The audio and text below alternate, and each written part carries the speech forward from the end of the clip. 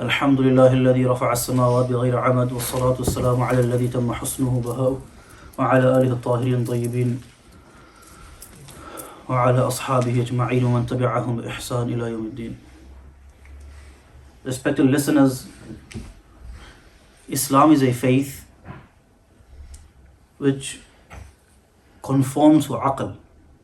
There are certain ways of life which demand certain lifestyles from their followers which go against human intellect. So we have certain ways of life, certain deens, certain belief systems where they encourage their followers not to marry. And because of this, we are aware of some of the harms that it has caused within their faith, within their places of worship. Islam has never discouraged marrying. Rather, the Messenger ﷺ said in a hadith, "An-nikahu min sunnati," that nikah is my sunnah. So marrying is from the sunnah of the Messenger ﷺ. And furthermore, in the hadith, the Messenger ﷺ encouraged us to marry such women who will give birth to many children. فَإِنِّي مُكَاثِرٌ بِكُمْ, so I may boast about you, be proud over you in the day of Qiyamah. So Islam, as I said, is a faith which conforms to human intellect. But I want to come to the topic of marriage.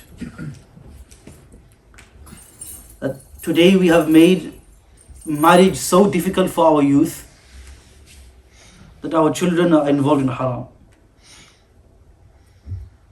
Just from Batley, one incident,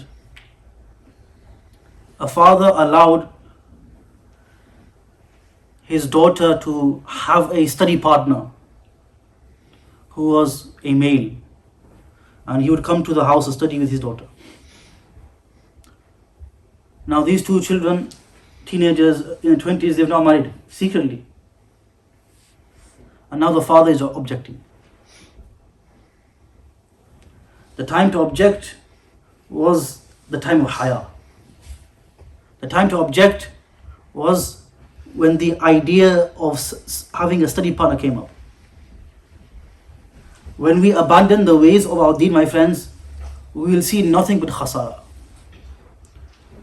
We will see nothing but destruction. We will see nothing but zillat. And when we adopt the way of Muhammad sallallahu alayhi wasallam, this is when we will see taraqi, sukoon, peace, contentment.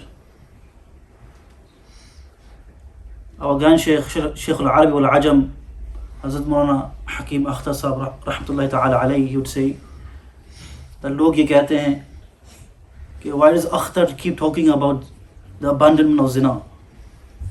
Do you have no sharam? And Mawlana Hakim Sahab rahmatullahi would say, I am telling you to abandon sin and you are telling me to have sharam, but you yourselves have no sharam in committing sin. And this is the state of the ummah today. We have made marriage so difficult for our children. The boy and girl are happy, and the wedding is 18 months' time. Why? The hadith says that as soon as you find a suitable partner, you marry your children off. And then we place certain conditions. Allahu Akbar. The boy is told that you have to have a house. If you don't have a home, you need a house and mortgage. Why? To give stability to my daughter. When did it become justified to be involved in riba, one of the greatest sins in Islam? Where Allah says, فَأْذَنُوا بِحَرْبٍ مِّنَ اللَّهِ رَسُولِهِ, that Allah wages war that person who involves himself in riba. And this idea that you can take a mortgage for the first house is incorrect. The Jumhur ulama have spoken against this. Where is our tawakkul? For small reasons we reject proposals. Acha, when it comes to suit our needs, we call something sunnah. Ask most parents why they ask for Mahri Fatimi. And they will say it's sunnah. Like my friends, let's look deep into our hearts. We know we are not asking Mahri Fatimi because it's sunnah. We are asking for Mahri Fatimi because it's the largest amount. If I give my daughter any less than that, log kya kahenge? If the love for Sunnah was there, my friends, then we would see Sunnah in every aspect of the marriage of our children. I am pained by the situation of the marriages in our community. My friend is a taxi driver. He picked up a Sikh Nojawan, a Sikh youngster. And the Sikh youngster goes to him, "Bhai, I did not know that Muslims drink so much sharab." He said, "In the past 2 weeks, I've had 20 weddings where I've gone and I've done music. Dole. Is this Sunnah?" When we talk about Meher Fatimi in Sunnah, then how can we abandon the Sunnah and go against his Sunnah Sallallahu Alaihi Wasallam? And then we have the issue of haya. My friends, open Muslim, Fadl ibn Abbas radiallahu anhuma, he's riding on the same camel as the Messenger Sallallahu Alaihi Wasallam, and he sees a woman, فَصَرَفَ, and the Messenger of Islam turned his face away from the woman. और आजकल क्या हो रहा है? I'm startled. Where has the haya of the husband gone? Where has the haya of the father gone? That your daughter is sat on stage and the friends of this husband are sat around him. The Messenger of God Sallallahu Alaihi Wasallam said that the brother-in-law is maut. The brother-in-law is death. There is parda in Shariat from the brother-in-law. Or kulam aaj, we are sitting our daughter next to the friends of her husband. Where has the haya gone? You know, I use social media. Some of you will be aware. And some of the things I have to see. And our weddings have become like the weddings of a ghair.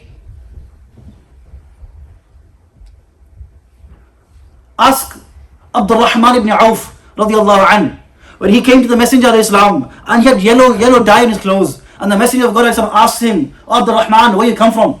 And he said, "Ya Rasulullah, I have come from my own walima." Abdul Rahman, my friends, was one of the richest Sahaba. So don't come with this idea that maybe he was trying to save costs. He is one of the richest companions of the Messenger alayhi salam. But such simplicity that the Messenger of Allah alayhi salam was not aware of walima.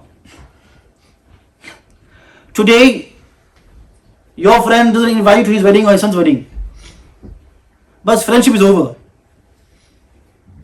I know of cases where only one person has been invited from the home. Uspe jagara.